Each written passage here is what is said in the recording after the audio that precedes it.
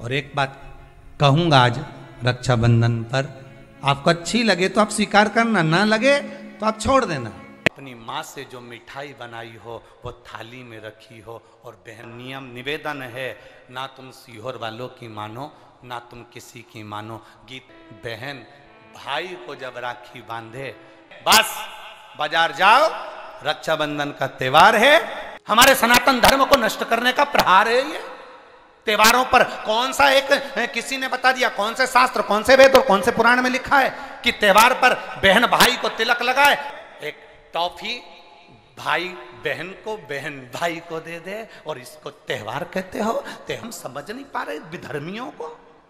त्योहार को भी दो चार कर दिए तो इतना फीका कर दिया विरोधियों ने, इतना फीका कर दिया विधर्मियों ने कि जब देखो जब त्योहार आता है और ये अपनी चाल चलना प्रारंभ कर देते हैं। मावा नकली है, दूध नकली है, मावा नकली है, दूध नकली है, और इनकी निगाह में वो चॉकलेट असली है। घर के पकवान नकली, घर का भोजन नकली, भारत की भूमि पर बनने वाला पकवान गुलाब जामुन, इमरती, भजिया, पकोड़ा, खोपरा पाक, अपने घर में बनने वाला गुजिया, पपड़िया, सब नकली है। बस बाजार जाओ, रक्षाबंधन का त्योहार है, एक टॉफी भाई बहन को, बहन भाई को दे दे, और इसको त्योहार कहते हो? त्योहार वो होता है जो घर की माँ घर में मिठाई बनाए और बच्चों को खिलाए, उसको त्योहार कहते हैं।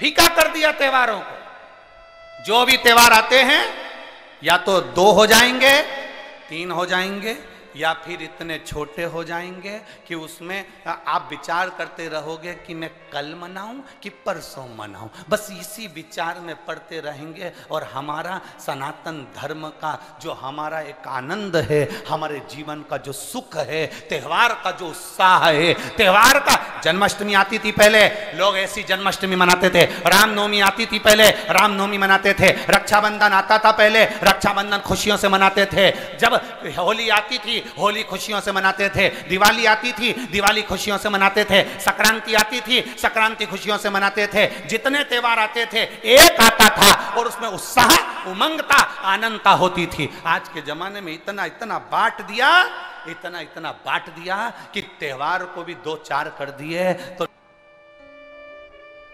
चॉकलेट दे। यह हमारा सभ्यता, हमारी संस्कृति और हमारा संस्कार नहीं है।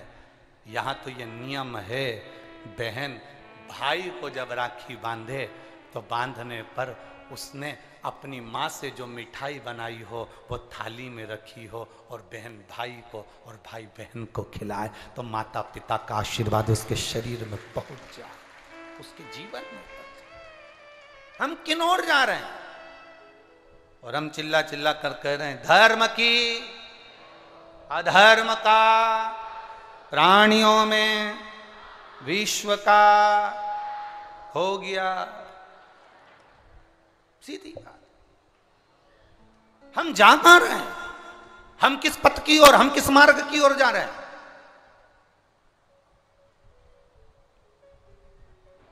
भ्रम में पड़ गया, विचारों में पड़ गया, हम भ्रमित हो रहे हैं। भ्रमित। एक ने कह दिया, सीहोर वाला महाराज कहता है शंकर जी पे चढ़ा हुआ जल पीना चाहिए, सीहोर वाले महाराज कहते हैं बेलपत्री चढ़ी हुई खाना चाहिए। फिर कहीं का आ गया जिसको सीहोर वाले महाराज का विरोध करना था, उसने कह दिया ना जल पियो ना बेलपत्री खाओ, नहीं तो तुम्हारा जीवन ऐसा हो जाएगा।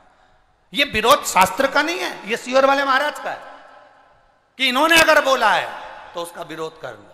इन्होंने बोला दुर्वा चढ़ाओ, उसका विरोध करना। इन्होंने बोला चावल चढ़ाओ, इसका विरोध करना।